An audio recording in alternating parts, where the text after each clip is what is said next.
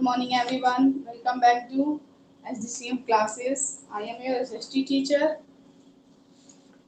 Now I am going to teach you the last page of this chapter, the fourth chapter, the Mughal Empire. मैंने आपको पढ़ाया था ना Mughal empire. Okay. Now I am going to teach you from here. Okay. Mughal relations with other rulers. Okay. सारे बच्चे आ जाएं. Okay, so let's start. Page number 53. Open in your book if you have SST book. If you don't have, so listen to me carefully. Okay.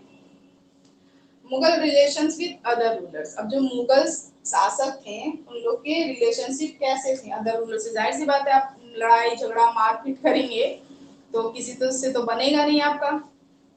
तो पहले जमाने में क्या था, आपस में लड़ना झगड़ना, युद्ध, वार, ये सारी चीजें हुआ करती थी.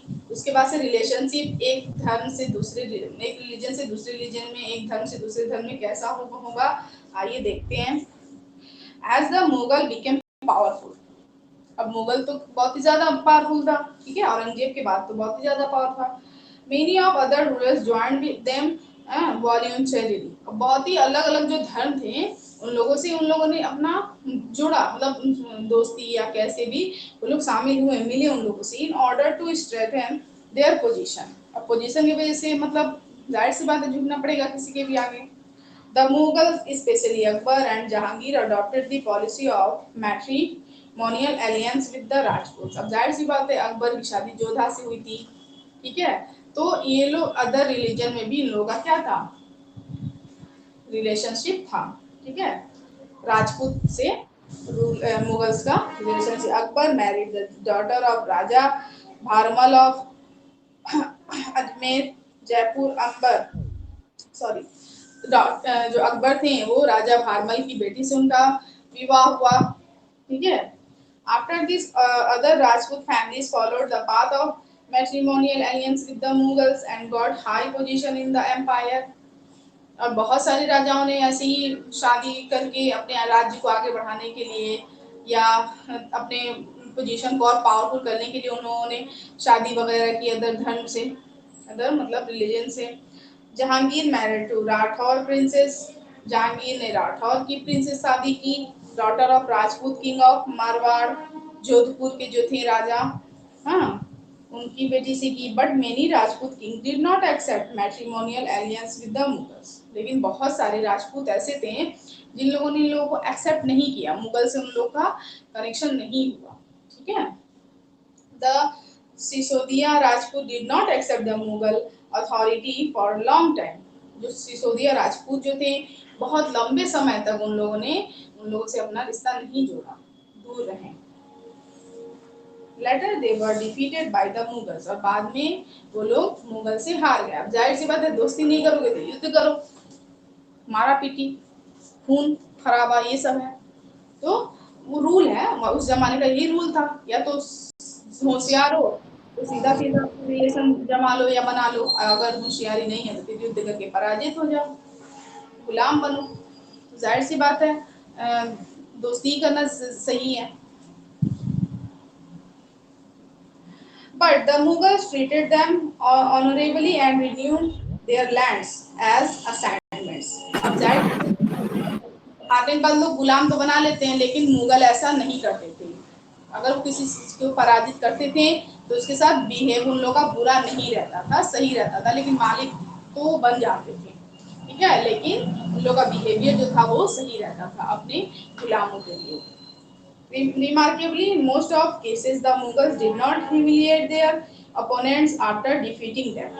बहुत सारे मतलब बुक्स में या ऐसे देख लें उन लोगों में पाया गया है कि अपने हारे हुए जो गुलाम थे उसके साथ उन लोगों का बिहेवियर सही रहता था, बुरा नहीं रहता था, ठीक है, उन लोगों के साथ बुरा बर्ताव वो लोग नहीं करते थे.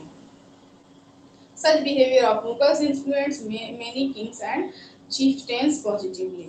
बहुत सारे किंग मुगल्स के जो हैं उन लोगों का जो मतलब पॉजिटिव मिलता है, सुनने को देखने को भी मिलता है behaviour. The Mughal administration and the code, जो मुगल एडमिनिस्ट्रेशन है और मतलब वहाँ की कचहरी का नियम कायदे कानून सारी चीजें देखते हैं। The Mughal administration was based on both of Indian and Persian system of administration। अब जो मुगल का जो एडमिनिस्ट्रेशन था वो मिक्स था, पार्सियन और इंडियन दोनों मिक्स करके रहता था। ठीक है, जाहिर सी बात है, कुछ आइडिया उनका ले लो, कुछ आइडिया अपना ले लो। कुछ आइडिया जो सही लगे वो लोग एक्सेप्ट कर लेते थे, तो कुछ पार्सियन था कुछ इंडियन था। It is raised on two components, ये दो भागों में बटे हुए थे। The absolute authority of the emperor and the strength of the army. आधा मतलब जो आधा जो पार्ट थे, कंपोनेंट्स जो थे वो एम्परर के हक में थे और आधा जो थे वो आर्मी के लिए थे। तो सबको बराबर का हिस्सा या जो बराबर का हक, सबको अधिकार मिला हुआ था। सेंट्रल एडमिनिस्ट्रेशन में कौन हुआ करता था? The king was the supreme authority of both civil and military administration. अब जो उसमें किंग थे वो सबसे ज्यादा मोस्ट लीडर उन लोगों का रोल रहा करता था। वो लोग मतलब दोनों में, मिलिट्री वाले में भी और सिविल वाले में भी, दोनों में उन लोगों का राय मत सब ये रहा करता था कि जो वो लोग कहेंगे वो होगा। He was assisted by a council of ministers। वो जो मिनिस्टर्स होते थे छोटे छोटे उसको वो लोग असिस्ट करते थे, असिस्ट उन लोगों को करते थे राजा को अपने, और जो जैसा राजा का ऑर्डर रहता था उसको फॉलो किया जाता था और वैसे ही होता था। अब क्या क्या थे? द वजीर थे, फाइनेंस मिनिस्टर। हाँ, तो द फेमस वजीर ऑफ अकबर वाज टोडरमल। अब जो फेमस वजीर थे अकबर के वो टोडरमल थे। द सादरुस सादुर, he had three important functions। अब जो सादरुस सादुर जो थे उनके 3 important functions थे। Chief adviser in religious matters, तो चीफ एडवाइजर्स होते हैं जो कुछ मैटर्स हुआ रिलीजन के तौर पे, कुछ मैटर हुआ तो उसको वो लोग मतलब अपने अपने मत देते थे, आइडियाज देते थे। और कुछ ministers for grant and donation made by the king and, कुछ कुछ ऐसे मिनिस्टर होते थे जो डोनेशंस वगैरह लेना, मतलब हिसाब किताब हर चीज होता है ना कि अकाउंटेंट होते हैं, उस टाइप से वो लोग होते थे। द चीफ जज आफ्टर द एम्परर, एक चीफ जज भी हुआ करता था जो राजा के बाद कोई फैसला ले ले, वो ना रहे उनकी गैर हाजिरी में, कुछ ऐसा हो जाए तो फैसला लेने के लिए कोई रहे। हाँ, the Mir Bakhshi, he looked after the revenue and military administration। जो मीर बख्शी थे वो इन जो मिलिट्री व युद्ध हो गया उस टाइम से जो आर्मी वगैरह है उसको देखना, सब संभालना, इसमें उन लोग उनका मीर बख्श का मतलब उनका वो काम रहता था कि वो सबको देखें। हाँ, द खाने सामन ना, खाना सामान ही attended to need of the royal household. अब जो खाना सामान जो है वो क्या क्या भंडार वगैरह राशन जो होता है, खाना वाना देखना बनाना, ये सारी चीजें वो देखा करते थे। These officials were directly appointed for the emperor। अब यही जो थे, सॉरी बाय द एम्परर, ये लोग जो थे मिनिस्टर्स थे, ये एम्परर के मतलब सब एक तरह से कहा जाए मिनिस्टर्स वगैरह वर्क करते हैं। प्रोविंशियल एडमिनिस्ट्रेशन, अब जो प्रोविंशियल एडमिनिस्ट्रेशन होते हैं जैसे कि मुख्य रूप से उसमें कैसे क्या होता था, ये तो बात आ गई आपकी राज्य की, और मतलब सिविल कोड दोनों हो गई। अब देखते हैं प्रोविंशियल में क्या है। The empire was divided into सुभाष और प्रोविंसेस। ईच सुभाष was headed by the governor called subedar. अब ये जो है आउटर बाहरी एरिया का जो है, इसमें मतलब किससे, सुबाह से डिवाइडेड था, मतलब पार्ट में बटा हुआ था। ठीक है, इसको सूबेदार के नाम से भी जाना जाता था। The diwan, diwan look after the collection of land revenue. जो दीवान थे जो कलेक्शन मतलब कर, भूमि कर या टैक्स वगैरह ये देखना, ये सारी चीजें देखा करते थे। हाँ, एंड सिविल एडमिनिस्ट्रेशन, द सुबाज was further subdivided into सरकार्स एंड परगनास। परगनास, ये जो सुभाष था वो 2 पार्ट में बटा हुआ था, एक सरकार था और एक परगना था, 2 अलग अलग पार्ट थे। The Kotwal was in charge of the city administration, और जो उसमें कोतवाल रहते थे वो मतलब सिटी मतलब इंचार्ज में वो रहते थे, जो कोतवाल जो थे पुलिस वगैरह वो रहा करते थे। उन लोगों का पूरा इंचार्ज के रूप में उनको रखा जाता था कि क्या कहाँ कुछ अगर गलत काम हो रहा है या कुछ मारा पीटी मतलब ऐसी, तो उन लोग में कोतवाल को मतलब कोतवाल की जिम्मेदारी थी कि उसको अपने अंडर में ले। Army administration, the king was the commander in chief of the army. जो किंग था, किंग की जो सबसे ज्यादा मेन कमांडर हुआ करता था पूरी आर्मी में, ठीक है, सबसे कमांडर इन चीफ के नाम से वहाँ का किंग ही था, ठीक कहते थे। After the king a minister called Mir Bakhshi. अब किंग के बाद जो मिनिस्टर होते थे वो मीर बख्शी थे। Looked after the administrative works of the army, जो आर्मी में क्या क्या वर्क्स हैं देखना अपना रहता था, सब मीर बख्श देखा करते थे। Mughal army comprised of the infantry, cavalry war elephants and artillery. ये जो मुगल आर्मी है, हाँ, ये सारी चीजें, कैवेलरी हुआ, युद्ध हुआ, एलिफेंट्स वगैरह, हर चीज की देख रेख सब ये किया करते थे। अब मनसबदारी सिस्टम्स कैसे हुआ करते थे, क्या थी?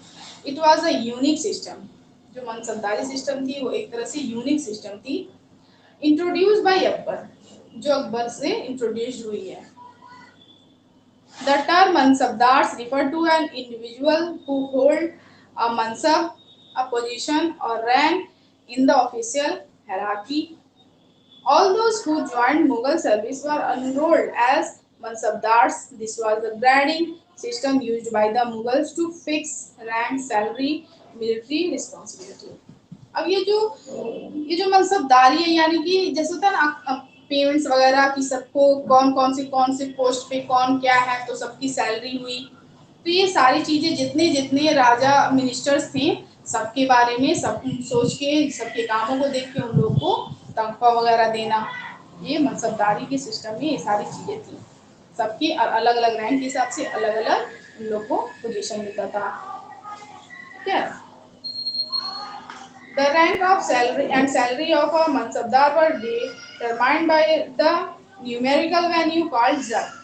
अब इसी को ये जो मनसबदारी है, इसी की वैल्यू को हम लोग क्या बोलते हैं? जट बोलते हैं। जो रैंक के हिसाब से उन लोगों को सैलरी देना, इसको जट कहते हैं, जट। The higher the zat, the more prestigious was a noble's position in court and the larger his salary. अब जो सबसे हाईएस्ट जैसे होता था सैलरी, वो कोर्ट में ये सारी चीजें मतलब सबसे ज्यादा जो हाईएस्ट पोजीशन पे है उसको कोर्ट वगैरह में पैसे मिलता था, ठीक है। बाकी सबको हिसाब से देख के कौन किस पोजीशन पे है उस हिसाब से उन लोग को मिला करता था। During Akbar's reign, this was 29 mansabdars with the rank of 5000 zat. अब 29 मनसबदार थे जिसमें 5000 जट थे, हाँ, जट के 5000 जट थे, हाँ, रैंक 5000 मतलब रैंक थे। By Aurangzeb's reign, the number of mansabdar had increased